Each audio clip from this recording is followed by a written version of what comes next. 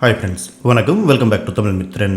தினேஷுடைய personal life பற்றி பேச வேண்டாம் அப்படின்னு கமல் சார் விசித்ராவுக்கு வார்னிங் கொடுத்திருந்த நிலையில் மறுபடியும் ரொம்ப எமோஷனல் ஆகி தினேஷுடைய குடும்ப வாழ்க்கை பற்றி ரொம்ப கோபமாக பேசிட்டாங்க.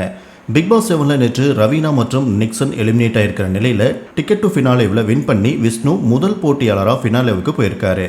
இந்த நிலையில் சண்டே எபிசோடில் விசித்ரா தினேஷுடைய குடும்ப வாழ்க்கை விவாகரத்து பற்றி பேசியிருந்ததை கமல் சார் கடுமையாக கண்டிச்சிருந்தார். அந்த சமயத்தில் விசித்ராவும் தன்னோட தவறையெல்லாம் ஒத்துக்கிட்டு இனிமேல் பேச மாட்டேன் அப்படிங்கிற மாதிரி சொல்லியிருந்தாங்க. இதை தொடர்ந்து கமல் சார் எபிசோட் முடிஞ்ச உடனே பூர்ணிமா கிட்ட விசித்ரா பேசிகிட்டு இருக்கும்போது அவங்களுக்கு தினேஷ் மேலே இருக்கிற கோவத்தை கொட்டி தீர்த்துட்டாங்க அப்படின்னு கூட சொல்லலாம். எல்லாரும் வெளியே போகும்போது தினேஷ்னா அப்படின்னா, தினேஷ்னா இப்படின்னா, ஆஹா ஓஹோன்னு சொல்கிறாங்க. ஆனால் எனக்கு மட்டும் ஏன் அப்படி தெரியல அப்படின்னு விசித்ரா சொல்ல, நாம் இங்கே நமக்குள்ளே ஏதோ ஒன்று ஆர்குமெண்ட் பண்ணிக்கிறோம், சண்டை போட்டுக்கிறோம். ஆனால் மற்றவங்களோட பர்சனல் லைஃப் பற்றி நம்ம விமர்சனம் பண்ணக்கூடாது, அது தப்பு தான். தினேஷ் உங்கள் கணவரையோ உங்கள் பசங்களை பற்றியோ பேசினா அதை நியாயம்னு நீங்கள் ஒத்துக்குவீங்களா அப்படின்னு பூர்ணிமா கேட்க, அது நியாயம் இல்லை தான். ஆனால் எனக்கு தினேஷ் பார்த்தாலே ஒரு நெகட்டிவ் வைப் தான் வருது. என்னால் அதை மாற்றிக்கவே முடியாது. உங்கள் எல்லாருக்கும் அவர் நல்லவராக இருந்தாலும் என்னோட எண்ணத்தை மாற்றிக்கவே முடியாது.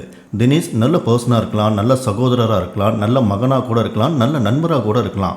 ஆனால் என்கிட்ட தினேஷ் நடந்துக்கிறத வச்சு பார்க்கும்போது அவர் ஒரு நல்ல ஹஸ்பண்டாகவே இருக்க முடியாது அப்படின்னு தான் எனக்கு தோணுச்சு.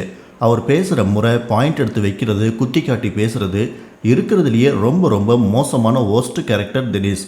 எனக்கு அவரை பிடிக்காது. எனக்கு ஒருத்தரை பிடிக்காதுங்கிறப்ப என்னால் அந்த பவுண்ட்ரி விட்டு வர முடியாது. நான் கத்தத்தான் பண்ணுவேன் அப்படின்னு ரொம்ப எமோஷ்னலாகி விசித்ரா அழுதுகிட்டே சொல்லிட்டாங்க. ஸோ விசித்ரா பொறுத்த வரைக்கும் தினேஷுடைய கேரக்டரே பிடிக்கல. தங்கிட்ட இப்படி நடந்துக்கிறாருன்னா அவரோட பர்சனல் லைஃப்லையும் இப்படி தான் இருப்பார். அவரால் ஒரு நல்ல ஹஸ்பண்டாக இருக்க முடியாது அப்படிங்கிற முடிவில் ரொம்ப ஸ்ட்ராங்காக இருக்காங்க. விசித்ராவோட ஸ்டேட்மெண்ட் பற்றி நீங்கள் என்ன நினைக்கிறீங்க? உங்களோட ஒப்பீனியனை கமெண்ட் பண்ணுங்கள்.